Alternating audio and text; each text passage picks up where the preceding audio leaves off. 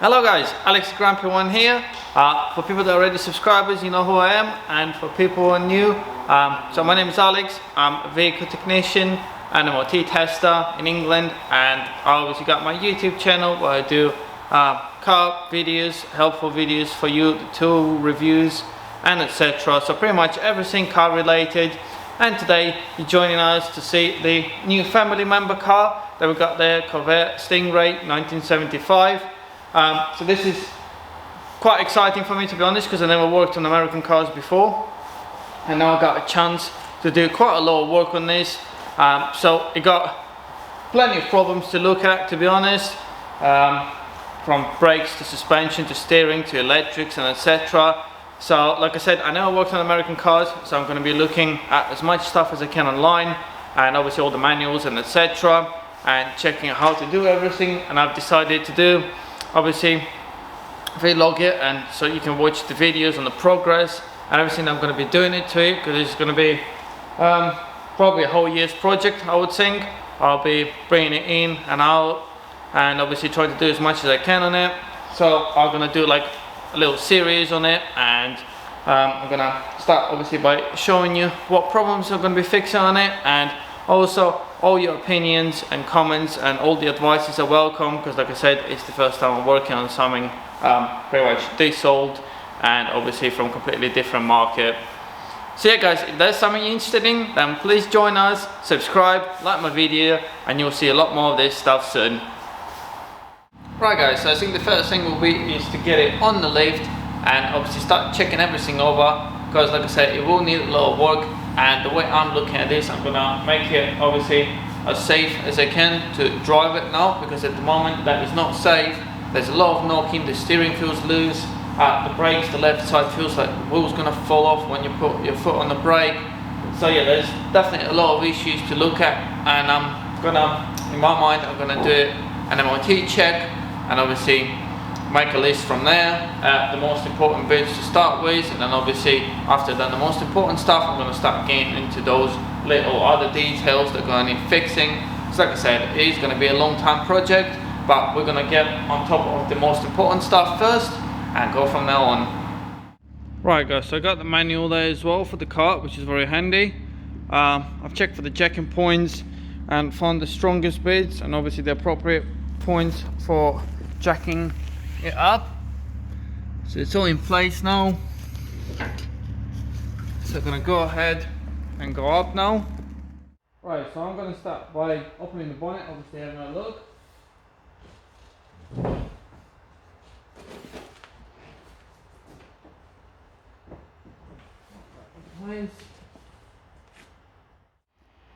Alright guys, as you can see, it does look tidy. It's better than what I was expecting, to be honest, and there's definitely plenty of room to work on stuff, which is one of the things that I like about the American cars. They always look like they got plenty of room to get in there, so that's great. While I was having a look, I already found one of the issues, and I think that will be one of the main issues from the knocking.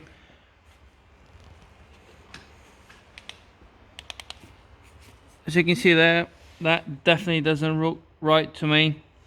There's mark obviously of rubbing, and that, no, I'm pretty sure that should be done up. Same as with that one. So I'm pretty sure what's happening is when I'm driving and braking, that's just moving the whole suspension. That looks horrible, to be honest, especially compared to the other side. I can see they got some adjusting shims in there as well. That looks all obviously done up. So I don't know if they just deteriorated and just disappeared from here, but I think that will be my solution for the knocking when I'm braking. Obviously going to be having a look at that, but I would suspect there is some way of adjusting this as well, which is something that I'm going to be looking into. Please let me know if you know about this system. It will be great to know what's the best way of adjusting this as well. So I think I found my first problem already. Right, looking on this side, I've just noticed this tab here. I don't know if that's right, because that doesn't really look right to me. Don't understand what that is there for. I mean, I get that it might be for the control of the flow, but That doesn't look like it's supposed to be there, to be honest. I'm going to be looking into that as well. I think I'm going to get up in the air now and obviously feel all the suspension and the brakes. Alright, so the checking points are all in proper place. Let's start by checking it up then.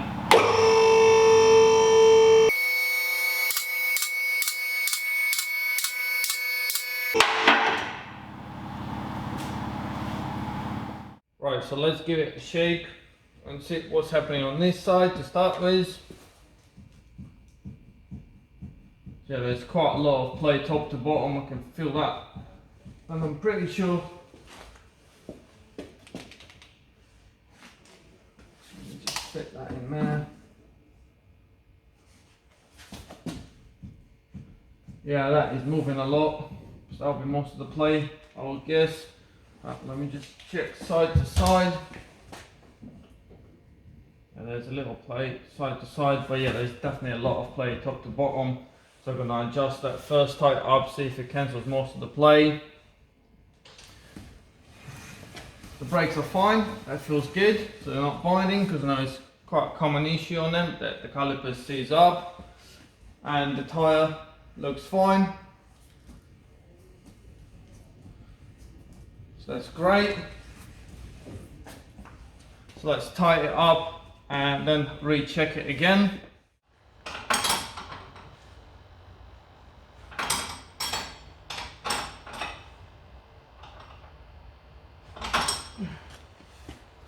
Right, so I've done that up now, both of them. I know they're obviously not adjusted.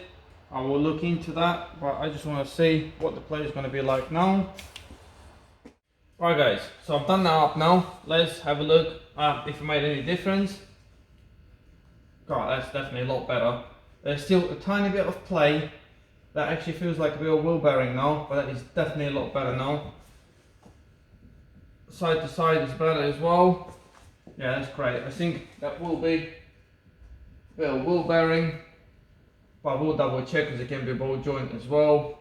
But yeah, that's much better guys. So that's that issue fixed for now. Obviously I need to find out if I need to put any spaces there or etc. But yeah, that definitely improved it a lot. And I'm pretty sure now I'm not going to have that horrible knocking when I'm braking. So let's get the wheel off now. Alright guys, so I can see already this is good news. The pads look quite recent and the caliper itself looks good as well. There's no uneven wear on the pads, and as we've seen it's not binding, so that's good. These side brakes are definitely alright. The discs look good as well, so it does look like the brakes been done not long ago, so that's a good start on the brake side. I also found obviously that on this, on the older suspension, there's plenty of greasing points. I need to make sure I get all of them to grease everything up. I can see already that the anti-roll bar links, they're quite knackered, those seals are gone. So I'm probably going to be replacing them as well. I'm going to be looking at the shock absorber that I got there, because when you're driving the car it doesn't feel like shocks. It pretty much feels like shocks are empty, that they're not doing anything. Because the car feels very loose on the road, so I will be getting probably a pack of 4 shocks anyway just to replace it. All the seals on the ball joints on this side look alright.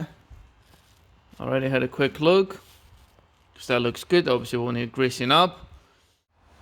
Right, let's check this side. I already noted that there is a puncture that I found in the tyre. So let's give it a shake. There's still a little bit of play on this side. Obviously I know there is a limit to the play, that some of it on the older cars is acceptable. There's no play top to bottom, which is great. So there's a slight play there. And the brakes feel right on this side as well. Nice and seasoned up, so that's good.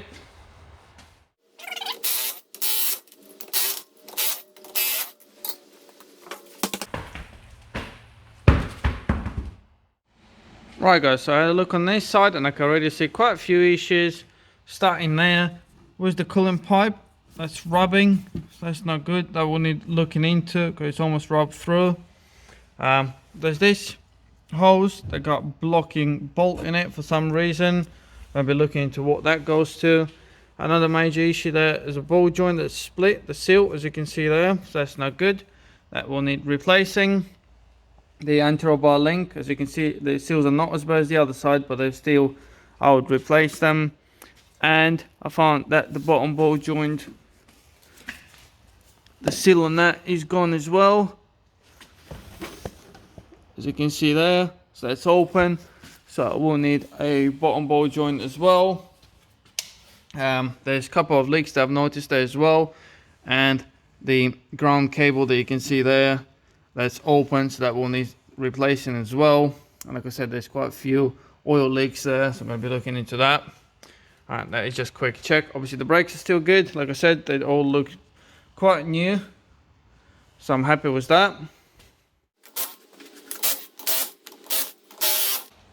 I'm taking the wheels off because they're definitely binding, they're not even turning.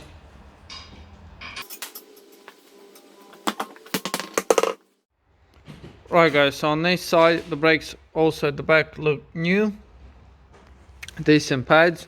The handbrake is seasoned up, so I think the handbrake will need replacing. Also while we're here I can see that there is obviously movement there, so I need to look into that, but the shocks, all 4 shocks, going to be replaced anyway, so we'll look into that while I'm doing that. So like I said, this is just the first quick look at everything. I can see obviously the bushes are deteriorating, and I've also noticed that there is a damage on this lower bar. I'm pretty sure that's supposed to be straight, especially when you compare it to the other side one. So there's definitely some damage. Don't know what's the reason why I got like this. The spring while we're here looks good, just the rubber's obviously coming apart, but the spring is not broken, so that's good. Right, let's get the last wheel off. This brake's also binding. There is no play, that's good, but the brakes are binding. Obviously I know they're harder to turn because they got like little prop shafts going in. So I'll get this wheel off.